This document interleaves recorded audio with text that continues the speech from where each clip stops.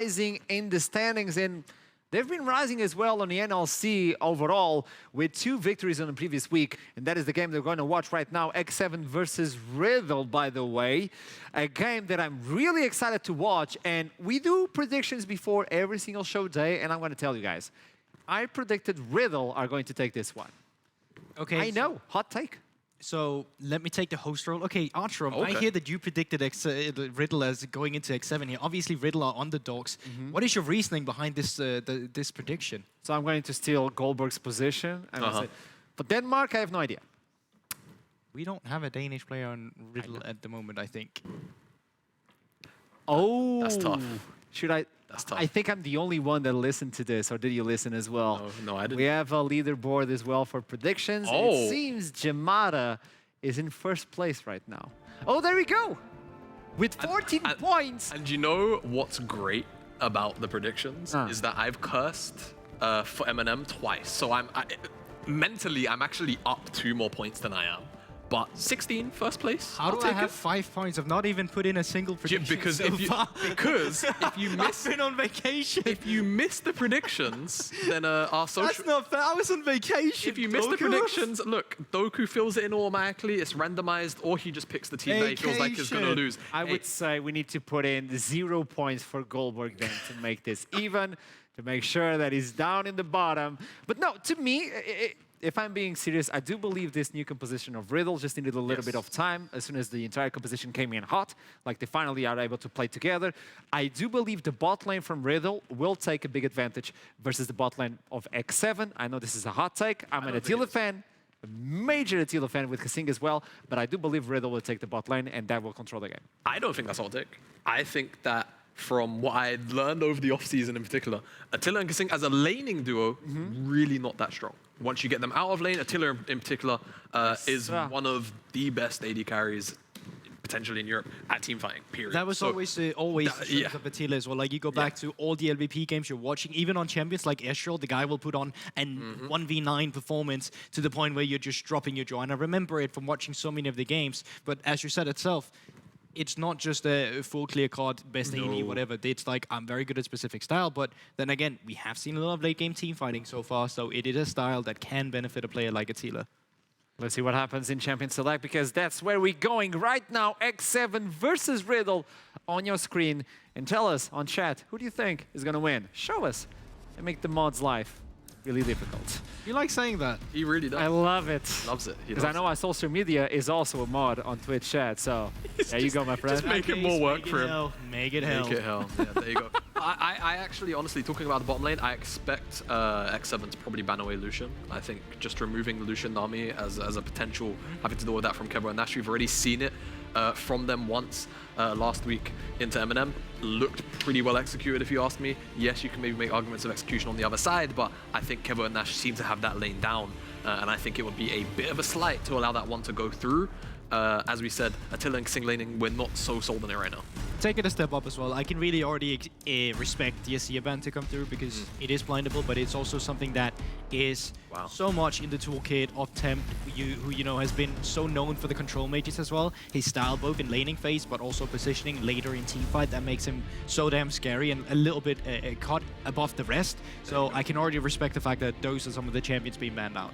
Gwen, Wukong, both of them up. One of them has to go through. I'm not sure how Riddle will feel about this.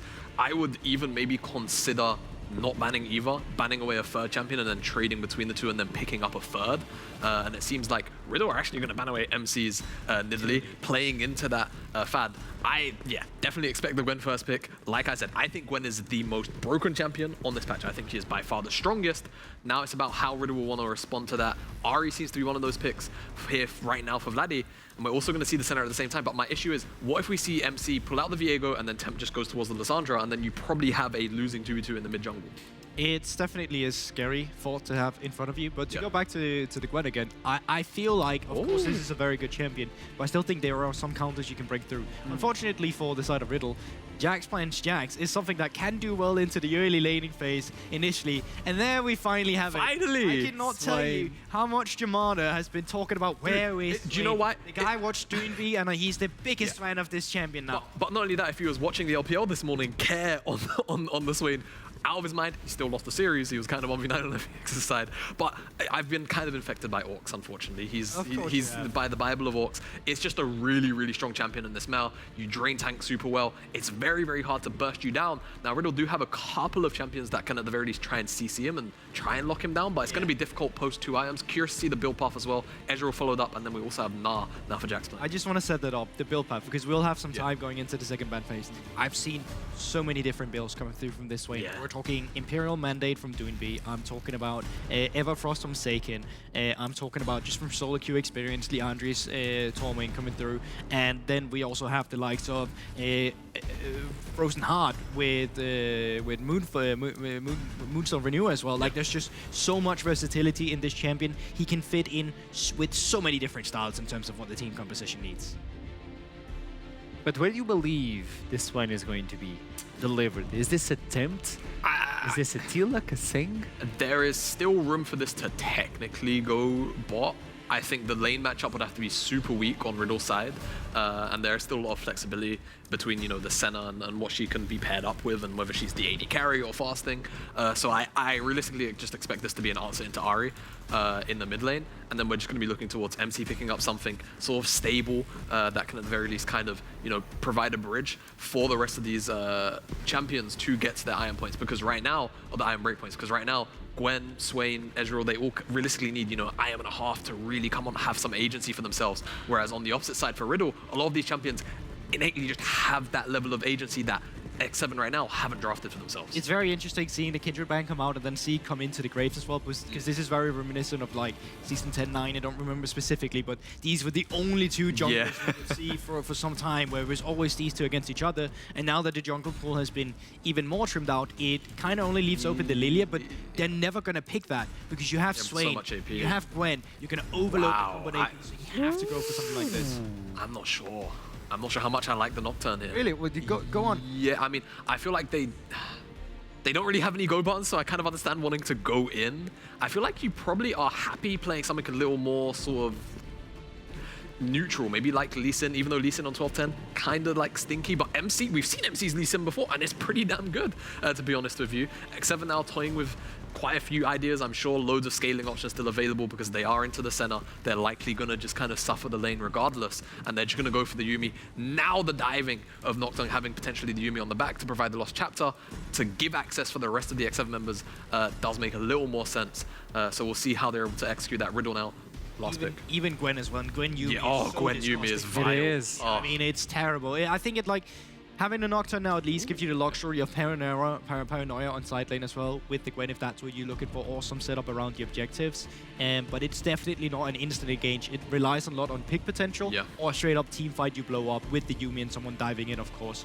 But Seraphine, once again, being paired up with Senna. This is something I asked ago last season when Senna was first reworked. I've been screaming for it for the longest time. So I'm super happy to finally see it come out. But you don't have super tanky members where you get a lot of value of the healing to come through these extended team fights. So you're very reliant on your Na not falling behind and your Graves not falling behind, because these are going to be members that you buff up with the healing and play around with in an extended team fight scenario.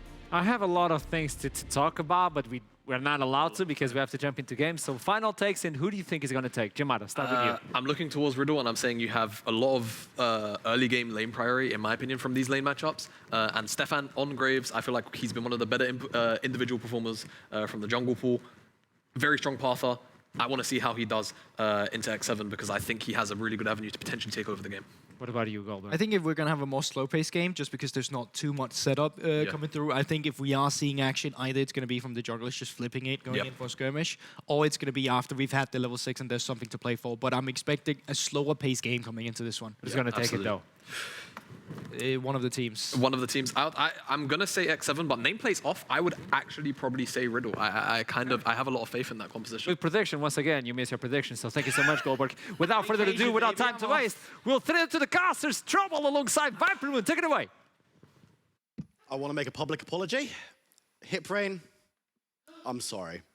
This meta is very slow and boring. Ah, thank you. I would like to... Last game, there was like an explosive... There was a Kerberos. We had the Kerberos factor.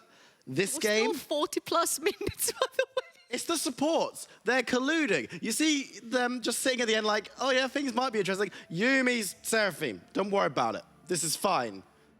I give you worse. Senna Seraphine. It's just right. You just get hit by a sleepy trouble bubble?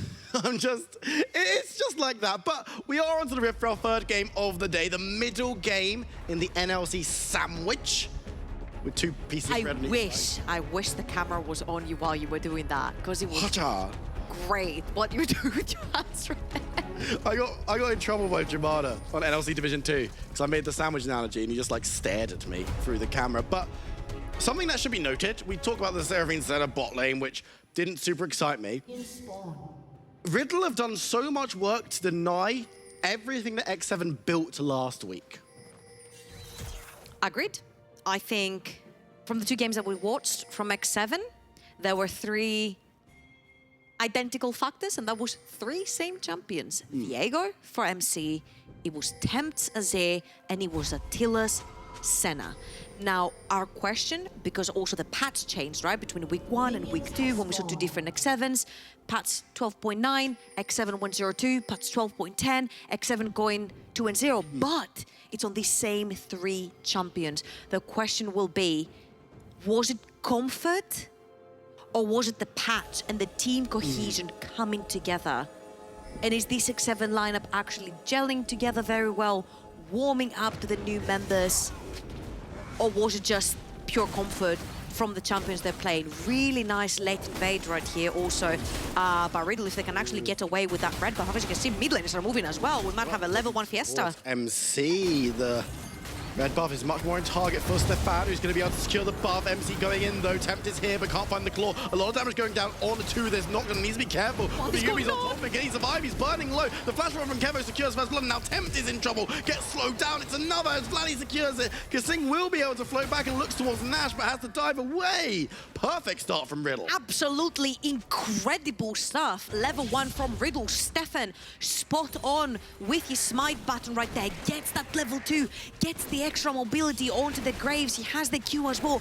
Vladdy moving in first from Tempt, poking him on his way to that red buff fight. And now Stefan pulling in that level 2 gank. Remember, Tempt does not have flash. He's just trying to walk away, but Stefan's just going to be able to slow him down with that red buff, reloading the shotgun. It's going to be another over to Vladdy.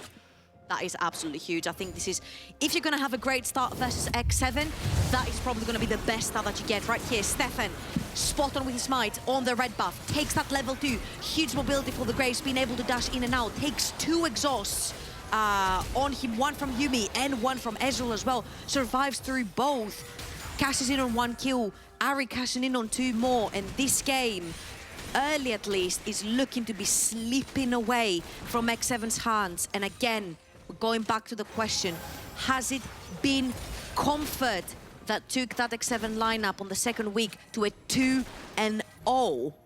Or has it been the team coming together? And I think a lot of this question will be answered later on in the game when they're gonna have to come back from this situation, because a lot of summoners have been burnt. And X7 are not looking great. Absolutely, this is the thing. It's interesting to see them at a deficit very early on, a very bad deficit across the map. And now the Ari, Vladdy, super far ahead, needs to be the one producing in this game up against Tempt, a well-lauded mid laner on the Swain. He's also been listening to Orcs, and now MC moving in towards Ari. Vladdy needs to be careful. No flash available on the Ari. It should also be noted as MC moving forward, but Stefan is there. It will be a 2v2 as Vladdy actually managing to get away. Can Tempt find anything? No, but MC is now going to look towards Stefan, but the health bars are not looking so healthy. The Eye of Ember, the vision, is there as Tempt secures the first kill for X7. And all the attention is falling into the mid lane. The Ari versus the Swain matchup. Tempt hits back, brings MC into the mid lane. Vladdy lost his flash in one of the earlier exchanges that we saw in this game prior to 4 minutes. And it's pretty much even right now. Honestly, no lost chapter onto Vladdy is pretty huge right there. Had he stayed longer on the map to be able to purchase the lost chapter would have been huge. Having a perma-shoving Ari that can roam together with Stefan's Graves would be huge. Comes back into lane with boots and double amplifying tome. Will be able to shove in the lane, sure, but the mana problems might start coming through earlier. And again, moving to the junglers as well.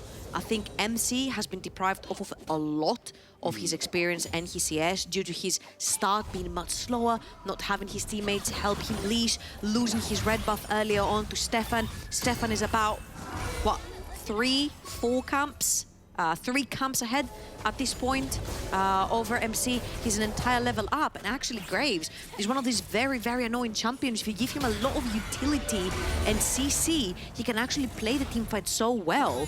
And right here, you've got Nah, you've got Ari Charms, you've got Seraphine and Senna that can keep you actually super healthy in these team fights. He's got perfect setup to shine.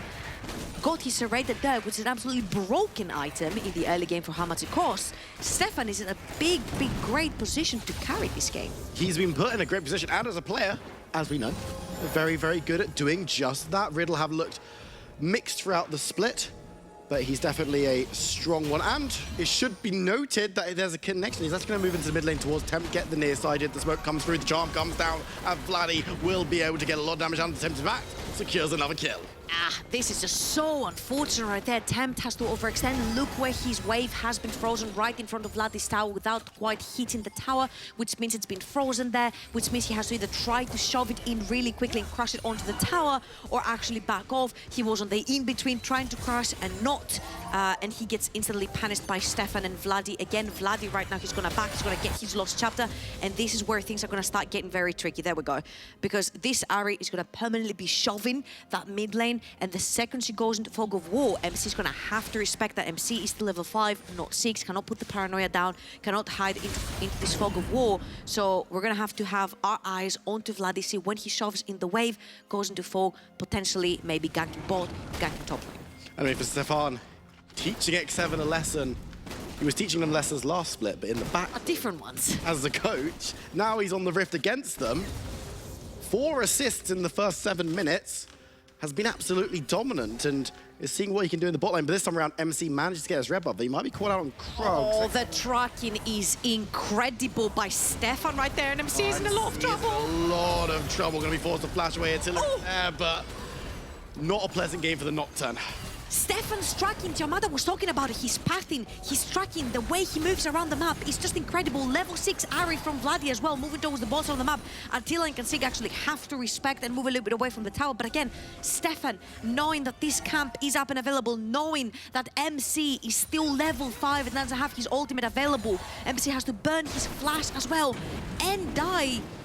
Stefan right now has been given the kills, he's been given the resources, and he's walking away with that early game. 2,500 gold lead for Riddle, only 7 minutes in, and this team is ever scaling. You've got Senna Seraphine down the bot lane. Once the damage, once the heals and the shields start running in, this Graves just want to walk over his opponents. I mean, yeah, the question has to start being as Jack Plank is going to be forced away from the wave by Chasey, who up in the top side has looked down to the rest of the map and gone, oh, I don't know what's going on here. It's Jack Plank just got to gnaw against the wall to put down some damage. It's up on cooldown every time you go large, so that's absolutely fine. X7, they're in a pretty deep hole for this point of the game. How do they climb out? So this is a bit of a question mark. I'm not sure which one of the analysts raised it on the desk. The fact that, yeah, you do pick Nocturne, and Nocturne is a great pick, right? We've talked about this before. I think Finn was talking about it on the first week. It's like, it's just so easy for somebody to run through a side lane and then get picked off by Nocturne, whoever is on the side lane, because you just forget the range of this champion. You forget the ganking ability of this champion, right? Right here, I don't think Riddle necessarily care about splitting the map. You've got a fed Graves, you can use your Seraphine and Senna to like bundle up as 5 and try to pick up team fights, start stacking the dragons. They already have the first one, so Riddle are in a great position. How do X7 actually break this? Maybe use Chasey on the side lane together with Tempt, right? These are 2 champions that sustain so much, they heal so much on the side lane. Maybe try to use them as a nuisance, as a distraction for X7 to sort of split up their 5-man later on and try to get something like this until your Swain comes online, until your Gwen comes online, until your Ezreal comes online, and then Yuumi is just such huge value right here because whichever champion you choose to attach onto if you're Kasing is just huge value. So you're saying that we need to see Chasey become Kerberos? Exactly. Okay. All cries from last Wednesday. Either works. Yeah. Why not both? Yeah. Just be like a cosplay of half each. and X7 will still have an opportunity. But Kerberos' side lane and Crysis team fight. okay. Yeah. We're building the perfect NLC top lane, is what we're doing. Which I'm very into. Talking about building. Yeah, let's have a look at some of these rosters that have been built over on the social media as this Rift Herald goes down. This one Oh, is looking pretty similar to one we saw last time. It's actually Rift Herald is gone. going to be secured, but Jax, Blank, Dan, Tempt, Actually- Merbs, Highway. that one looks pretty good as well by Bifrost Romp. Yeah. Thank you so much. Jaxbank in this game, actually. Dan again, he seems to be very popular. Tempt again, also very popular. And Tempt is actually Certainly popular in this game as he's going to be the target once again of Riddle's ire, sending multiple members very popular. to his lane. Exactly. He brings all the boys to his yard. And he's like, please go away. I don't want you here. His crows bring all the boys to the yard. And they're like, stop ganking my lane. I didn't even rhyme. That was terrible. Well, you know, he's sitting there like, it doesn't need to rhyme. I'm sick of seeing Stefan's face. Just get away. I thought I got rid of you when you left the team, but it turns out you're back and you've killed me twice, 3 times in fact. And now it's personal. And I'm not happy. Goodness me, he's gone for the Imperial Mandate on the Swain. So he's going for that. Wait. I don't know if this is some dark tech. I'm going to be completely honest right here. I have no idea what a Swain is doing with an Imperial Mandate. I don't know if this is, again, new tech. The patch is brand new. We haven't seen, you know, a lot of leagues playing on this patch, but I don't think I have seen, correct me if I'm wrong, Imperial Mandate Swain. I'd love to know what this is about. Well, we're going to see it throughout this game. Whether it's just a case of him needing to go for something that's slightly quicker spike because he knows that he's not getting too much time to get into the I'm just game. thinking that the thing that I'm thinking about is like, there's no way somebody can assist MC jumping in the back unless there's like a flag from chasing maybe onto the Gwen and then they both sneak around the back, Nocturne with the ultimate. But hitting a very long-range spell with Swain, proccing Imperial Mandate on a champion that's far in the back, and then sending your Nocturne for assassination could be the name of the game. So Tempt right here could potentially be a 6-head. So turning that Vision of Empire into an engage tool, or Exactly. or at least Extra an damage. engage trigger, Yeah. which could be genius. Of course, Temp might be on like, nah, that's not where I'm going with it, but I'm just playing full support here. Don't know what you he's guys just are like, oh talking yeah, we about. just roll swap, don't worry, because things going to grab around, but his Death Gap is Vladdy is happy to take these exchanges because he's so far ahead of Stefan is Temp around. at the moment, looking for the charm potentially. Just going to be one more auto attack. The smoke comes through, but Stefan not able to do too much. I think Stefan has something personal right there with Temp. Yeah, I don't know what's going on between those two. I'll give it up. And again, the duo of Stefan and Vladdy, they were the recipient of the kills in the early game on that level 1 invader. Look at that, Stefan is around. Once the charm has landed, he's gone. I wasn't even able to finish my sentence. I'm just... He's 1 and 4, Viperun, 1 and 4. I want to know what Temp said in He all was your chat before the MVP game. last split. Oh, Get no, it, don't he's zoom dead. in, don't zoom in. Observers, no! Something was said in all chat beforehand. Temp was like, you can't gank me. And then Stefan was like, He just purchased a stopwatch. that's going to stop one gank. Maybe. Dragon also secured by Riddle. Talking and about ganks. I don't know, coming on through. MC looking towards Jack's flank, who's just going to be able to hop, skip, and jump away. Very, very well done. Uses the flash first to close the distance between himself and the minion wave, and then jumps away to get out of the taunt. But you can't get out of this. MC called out. Chasey is going to run away. The Rift Herald should be able to get the charge on through. There it is, a lot of gold coming on down. But for me, Riddle, completely different level at the moment. I mean, we saw it versus Excel, right? They were playing a pretty good game. They were 10,000 gold down versus Excel, but they were close to winning the game, especially with that Kog'Maw Lulu they had. We saw Vladdy onto his Yone as well, reaching into the backline. And this Riddle lineup, honestly, shows so much potential right here. Arguably, this is one of the best teams that we have in the NLC, even if they haven't performed the best so far. X7 are the returning champions of Spring Split. So right here, Riddle, I put it in a clinic.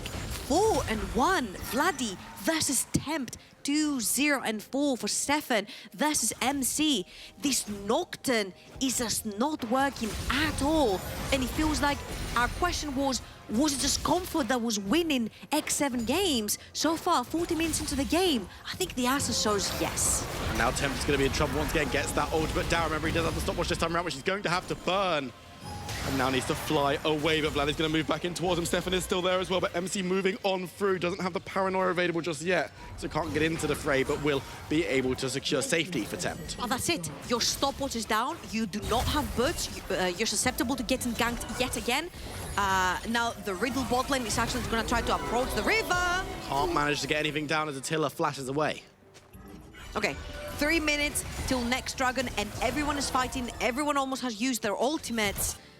And it's just chaos. I think Riddle are going way too hard right here. But what they've forgotten completely of is that Gwen towards the top side of the map. Chasey, 5 tower platings to his name and first tower of the game on the top side of the map. He's completely been left alone to his own devices, and they hopefully can use that power off the side lane on the Gwen.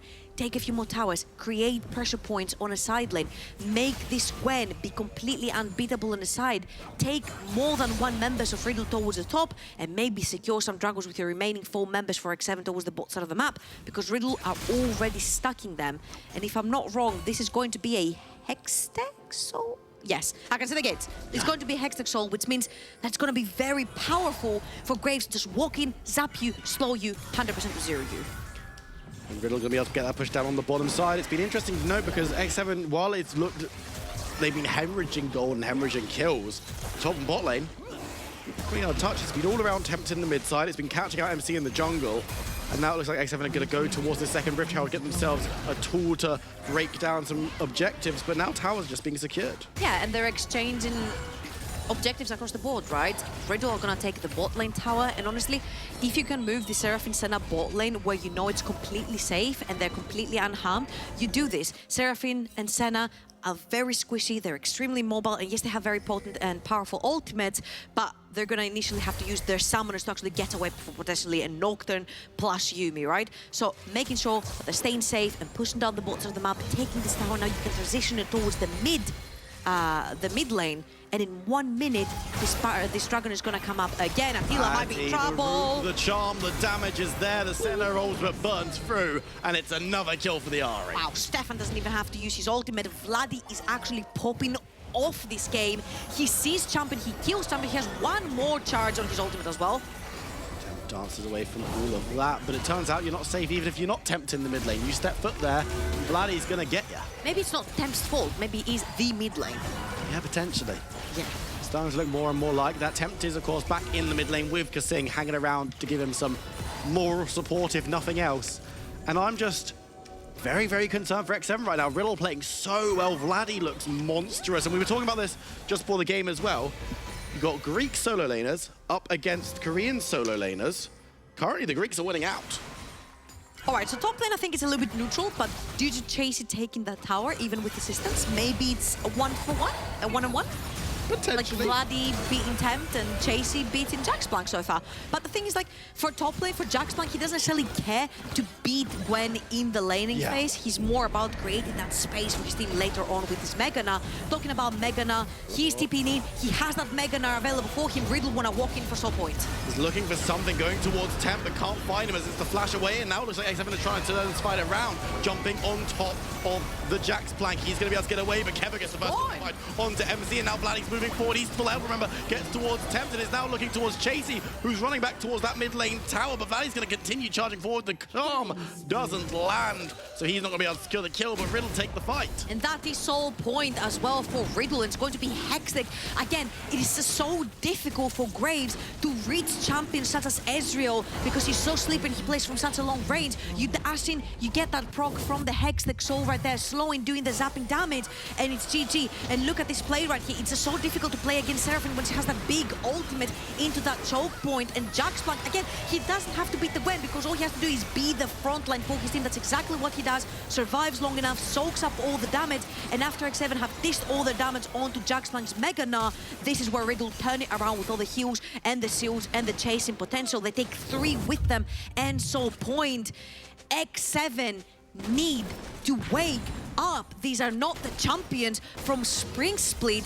And again, it seems like the synergy is just not coming together. Riddle, though, on the other hand, are looking so strong, especially that mid-jungle duo. I'm just the Nocturne is looking less and less viable in this game. MC is, when put behind in this matchup, that's kind of bad. And then when you're put super far behind, that's even worse. And when you're in a composition where your support on the dive is either Gwen or Vision of Empire from Swain, maybe if that's the idea, or a Yuumi that, yeah, can be on you, but realistically can be on anyone in your team, so it doesn't hugely benefit you more than anyone else. I don't know how MC contributes to this game anymore. I think this game is just going to become more and more difficult at this point. I think you need to use your Nocturne together with your Gwen or side lane.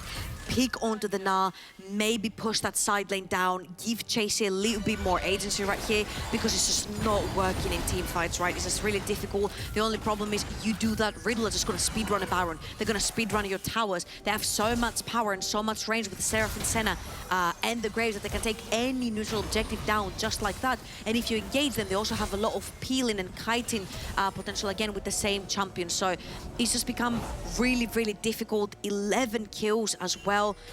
10 out of 11 kill participation for Stefan, and it seems like that level 1 going in, trying to get onto Stefan. The Yuumi's there as well, but they're not getting the damage down, and now the defensive utility is being used by Riddle. Stefan managed to jump away. They get the first kill of the fight, but they will lose Senna. Stefan's going to be chased down by Chasey, who's looking to get another one. Has to support the X7 players, but you can see the Hex Gates are being utilized by Tempt for the collapse, but that could be big for X7. So well done right there. We're asking, how in the world is MC going to use that Nocturne? Chasey has to actually run away, but Vladdy goes low. Vladdy might have overextended, though. Tempt is there. You can see Kasing will be joining on through, so it's a 3v1. Vladdy misses the charm and just dives away. Again, MC, really great dive right there, but what do you gain from this?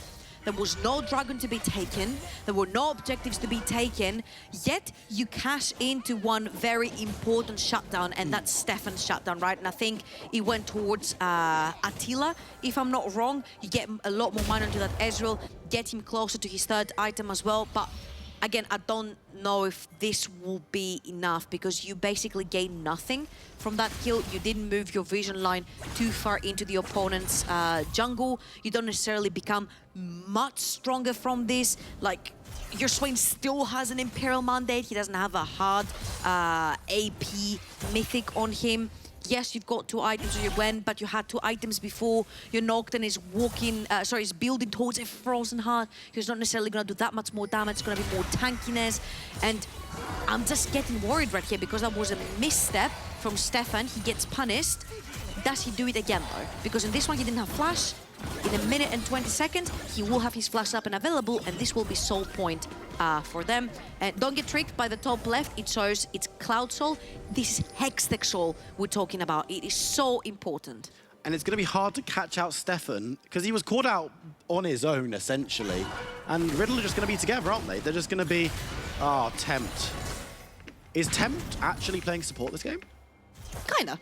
That's a Raleig's second pickup. Of course, Okay. it's got the Merc Treads as The well. saving grace is that you have a Gwen in the top lane that's dishing out a lot of AP damage. Yes. So you're going more utility, making sure you create a lot of space around for your Ezreal. But I don't think the Ezreal at this point is strong enough to be able to carry these team fights. Because if you look at the inventory, you've got Solari onto Nash, you've got heal on Nash, you've got his Q and his shields from the ultimate, you've got a stopwatch onto Kevo, you've got a Banshee's Veil onto Vladdy's Ari, almost a death cap. You've got shield coming in from Stefan from the Eclipse, and my screen just went black. No, you're Okay, back. We're back. We're back. I was good here as X7 are trying to entrench themselves along the river, trying to defend this dragon. Of course, we mentioned it's soul if it's secured by Riddle, but it's a 5v5 that is going to be contested. Now the question being, who wants to go in? Kevo? Going backwards. Kevo goes gone. Just want to, you know, show his bling before the fight. As X7 now looking to get the catch down. A little bit of damage down onto Stefan, but the root is going to land on 2, and that could be the trigger. That is needing to be pulled. The temp goes so low. The Swain needs to regen up. Diving on forward. MC's there, but a nice damage to the wall. Jack Flank goes down, though. MC follows, and it's a 1-for-1 at the moment. Riddle moving back and forward, have a little bit more sustain. Chase, that's massive, because he's going to have to go gone, but there's no support for him. As the Gwen is cut down, it's a double for Senna. It's a double for Nash. And now X7 still defending. They've got 3 members, 4 members for Riddle. Riddle's health bars are a little bit nicer, but it looks like X7 are not willing to give this all up. But now the root lands onto Ezreal. He's going to fall. Attila goes down. Kasing dives towards 10, but I don't know if that's a route out or a quick route back to base. And it's another kill for Stefan. Kasing cuts down for the ace. The double for Graves. The soul for Riddle. X7 routed. Riddle walk away with everything that was on the map, and by everything I mean 5 members of X7. They see them, they kill them. There's Dragon on the map, they see it, they kill it. Another great fight, and honestly, that route landing from Nash was the go button for Vladdy to jump in, get that taunt down, and yet again, Jaxplank is soaking up so much damage. But once MC has fallen, once the smite is down, they know that Riddle can take this Dragon. And again, the taunt and the dust is coming in from Vladdy have been spot on. He will get yet another one later on. You see that Tempt and Attila are sticking around because they have the Yubi, they've got the healing coming in, they've got the poke coming in from Attila as well. But equally for Riddle, they've got Senna and Seraphine, and that route was absolutely nasty landing in from Kevo. And so far, I feel like Riddle are playing like such a strong team all together. It's going to be a 1-for-1. But again, you're trading your jungler for support, and Riddle, what do we say? They walk away with everything they see on the map. Got Baron on 4 members now, and for Riddle, hey, it's a slower meta, but I'm looking at this game and I'm thinking, what are Riddle going to be happy with taking? Because there are 3 inner towers there, which you think usually that'd be enough, but they're so far ahead. I feel like there's so much to take away from this Riddle lineup, right? Because they went for a passive top lane and a very passive bot lane that is both scaling, right? They got the Nart in the top lane and they've got the Senna Seraphine in the bot lane. I'm going to pause my thought right here because Riddle started the Baron onto this replay. MC dives into the back lane, but Kevo is right there to stop him. He doesn't get any way to get back into the pit, and by the time he does, the Baron is actually dead. And yes, they trade Nash's life, but they also kill MC. Support for jungler and Baron, you will take this. Coming back to it though, they chose such an aggressive mid-jungle duo, and even though you wouldn't expect for Stefan to be that aggressive on the Graves in the early game, I think Vladdy's aggression really complemented the way Stefan wanted to play the game, especially after the very strong level 1 that Riddle had, and it just worked for them. Getting a more passive bot and top lane, and then allowing your mid-jungle duo to create constantly plays has put X7 in such a position that whenever they tried, they just kept failing because they were that far behind. And for Stefan as well, a lot of people were saying going into this split, this guy's super smart about League of Legends. This guy has a brain in his head. Are his hands going to be able to keep up? Yes, is the answer. Strictly speaking, he's playing so well.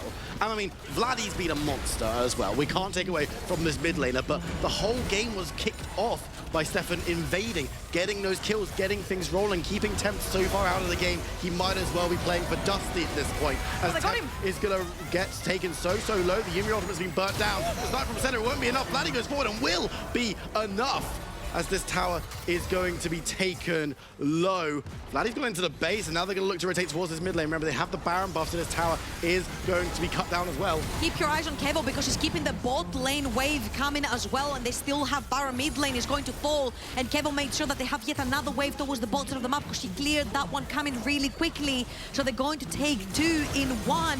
Tempt is still dead. They've got 5 members in the base, and Riddle have opened up the map completely for them. They're now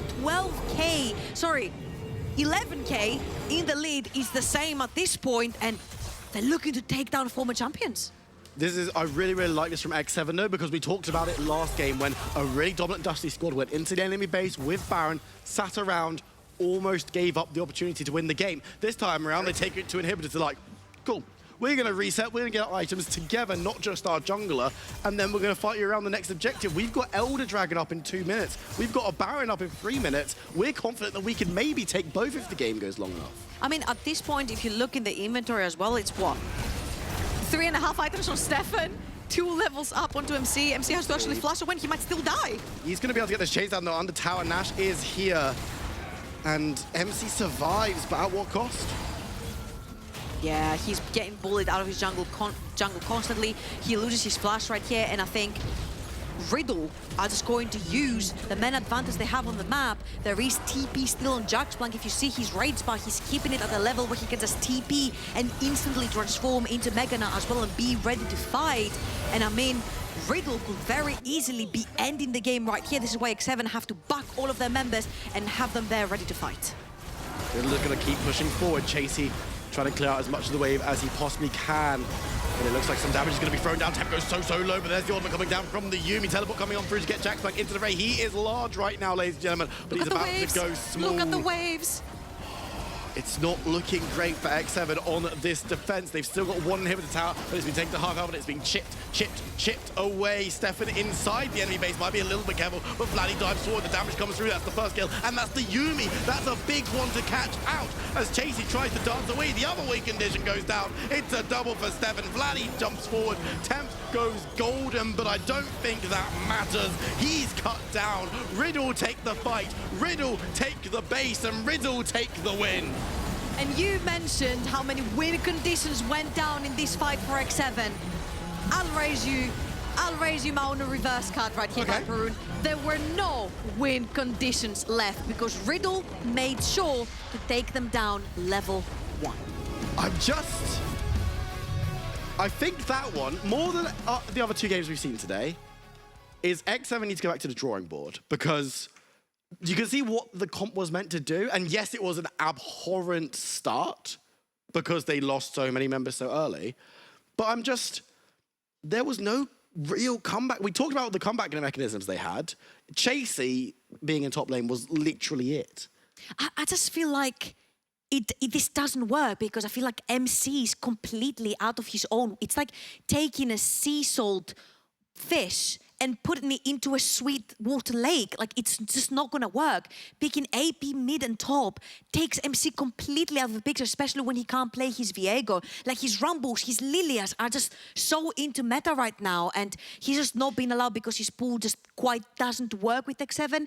And we asked the question at the early on, we're like, was it the Viego, Azir, Senna comfort? It seems like it was, because once they were completely deprived of all 3 picks and put onto other comfort, which is technically the Ezreal for Attila and Kasing's Yuumi, it just didn't work out. I mean, if you put the fish in the wrong kind of water, it is going to die 8 times in the game. But some very smart fish are our analysts. We're going to jump to the desk and see what they made of that game.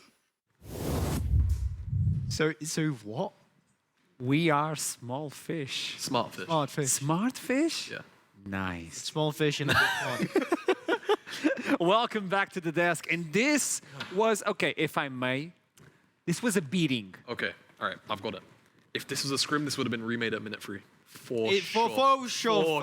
Yeah. That's no question. This was just a really, really good read from Riddle. I think recognizing that, hey, we have much stronger level 1. Let's just go and abuse the hell out of it. And not only did Stefan win the smite at the red buff, actually, I think it got smited down to like 4 HP and he auto-attacked it, something like that. Either way, won the smite, doesn't matter, took the Raptors, and then immediately transferred that into mid lane after already blowing Temp's flash and then killing him again. Like, this game was basically done by level 1. And listen, I could talk about what I wanted to say here, but let me just give you a summary of what happened backstage instead, okay? Because I'm literally sitting next to this guy. It's Jamada, everyone, and he's sitting about, listen, Stefan, I'm telling you guys, he's legit one of the best jungler, if not the best jungler in the league that we have currently. Look at how good he is. Look at the pathing. And left, right, center. What do you know, Stefan? He is creating plays. So yeah, Jamada, what do you feel about it? I mean, I'm just glad that I was converted before the start of the season to be a Stefan believer. Thank you, veteran, by the way. And he's just showing up, like really, really showing up. I can't really point out a moment so far in most of his games where I can say, yeah, this pathing was maybe a little bit suspect. Like, he just knows where to be based on, you know, lane state, based on game state in the early stages, and he just creates so much pressure for the rest of his team. And once again, this comes from a guy who was jungle positional coach for Haru next play. And even when we were interviewing him, he was kind of saying, well, yes, I'm the coach for Haru, but it's more me learning as well from Haru as well, from the games I'm watching. He learns. So, you know, this is a guy that's been coaching and been under the learning teachings from a former world champion in the jungle role. So, of course, he was great before. And he's showing up so much that he's actually with us today on the interview. Welcome, Stefan, coming in from Riddle after the victory versus X7. Were you listening to my 2 analysts talking about you? Yeah, I did. Hello. Hello, welcome back to the studio. Okay, finally I get you on the big wall. Tell me something. How good does it feel? How important to you it is to win versus the team that you were coaching and helping as well in the previous split? I don't think it gets that personal. Like I feel like it's just a regular game Yeah. for me. Honestly, feels amazing because I think X7 is one of the best teams in the league. So beating them is always gonna be really good. Okay, you came back as a monster right now. Riddle is destroying pretty much everyone they put their hands on. But explain to me what was the plan at the beginning of the game and how did you guys plan to shut down X7 through minute 1? Um, I think it comes from draft, honestly, because we kind of predicted everything so far. Like we got what we wanted to play, what we practiced in like scrims. So from minute 1, we knew that we have a lot stronger bot side. We can invade. Of course, the red buff was kind of close. I think that was mostly due to us miscommunicating, but it shouldn't have been that close. Even if it was that close, I think we still win the fight. So kind of knew how the game would go from minute 1, and yeah, just played on with that. And from that point on, you didn't stop pushing them on the ground. You never let them breathe. Was that part of the plan as well? Like take the first lead and never allow them to come back into the game? I mean, yeah, I felt like our win condition is getting Soul as fast as possible because they're like a decent scaling with Swain and Gwen and Yumi, so we kind of had to ramp up the game a bit. I was super ahead, like I was perma 2-3 levels above enemy jungle, so I could always contest every objective, except for Rift Herald, because we felt like they're stronger topside 3v3, so we kind of just gave that objective and put Jack's flank on weak side and fully committed to bot side and Drake's.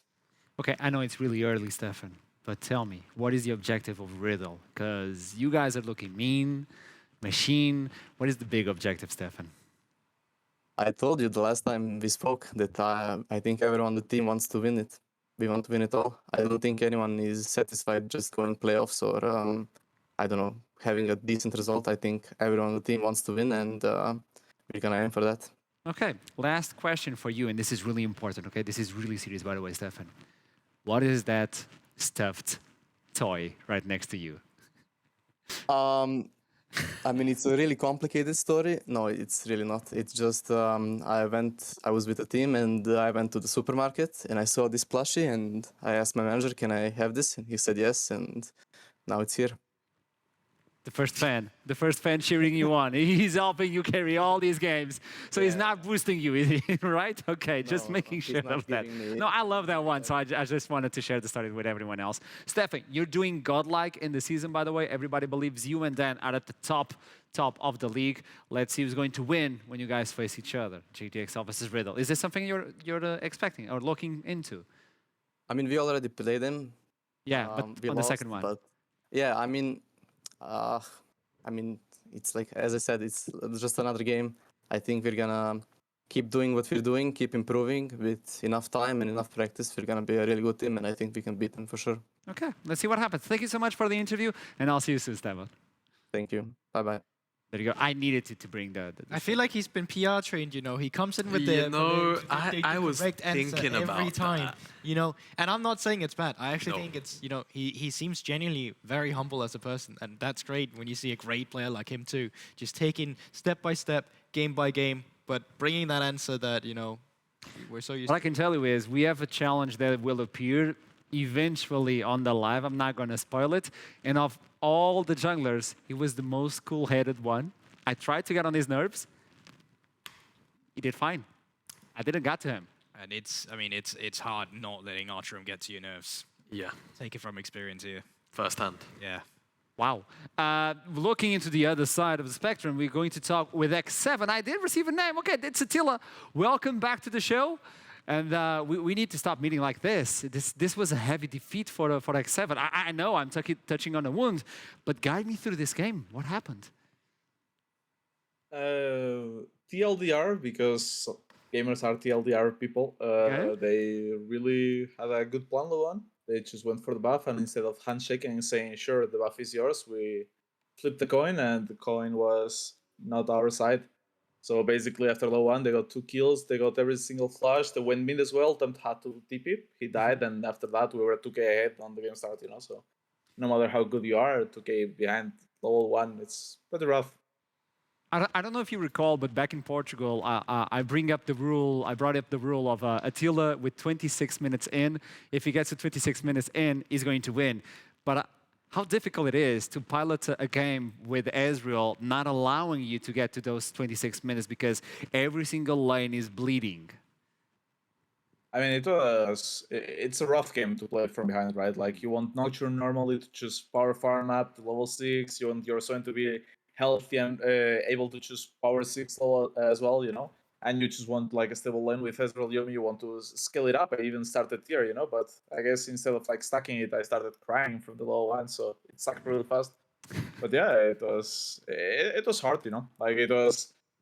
As I said, it was a good debate from the enemy side, and we just didn't respect it at all. Like, we liked respect and we paid for our sins. Attila, I'm going to be naughty. I'm going to be naughty with you right now, and I'm going to ask you something that is really tolerable to ask players. How do you rank X7 right now in the league? Right now? Yeah. Probably around top 2. I don't care about these results. Like, 2 of our 3 defeats, we lost the game level 1, you know? Like, if you saw, like, one invade, we were the ones invading. There were 5 men there. We lost the game. Like, we had no flashes. Give enemy first blood. Bimbo, our jungle, is super behind. This game happened the same kinda. So, like, so far, the only team that really beat us good per se with us not really screwing over ourselves. It was XL. And they beat us without our main roster. So far, like, I'm pretty confident we're still on the top. Like, the results may not show it, but I'm pretty confident that we're gonna actually win this league. I don't To care what spice up the anyone else question, this means that if it was a BO3, a best of 3, this would never happen. says. No, probably not. Okay. I hope so, at least. Okay. Thank you so much, Maybe now we Attila. go playoffs 0-5, but no. Let's hope that doesn't happen. Let's see what happens, Attila. Thank you so much for another interview, and I'll see you soon, man. Have a nice one. Thank you very much. Bye-bye. There you go. If this was a BO3, it wouldn't happen. Or a best of, yeah. I mean, Yeah. it's just one of those things where I think Riddle just had a really good read on the game. I don't even think inherently that like X7's draft was like terrible. And it was just all about scaling. And Riddle were like, yeah, we're not going to let you do that. And they just abused it from basically start to finish. There was very few windows, it felt like, that, you know, X7 could realistically come back into it. Outside of maybe, I think it was around like the 4th dragon or something like that, where maybe there was a shot, but yeah. It was just... I think it's great seeing teams throw a curveball like this, specifically in a meta like this as well. If this is solo queue, of course you can think, oh, we can come back as the opponent team. Maybe my top laner suddenly smurfs it. But in a competitive environment where you can orchestrate the pieces and you have the communication 24/7, at least as soon as you get that gold lead and all those summoner spells blown from minute 1, realistically speaking, you shouldn't really lose the game, especially when you have a composition that kind of accelerates in the early game. And this just goes back to what Yamada said. If this was a scrim, you would have FF'd it because you would know what the outcome would be after an invade like this. And that's exactly what happened here as well. It obviously is going to affect your mental, but it's also going to affect the standings. At the end of the day, let's see what X7 is right now.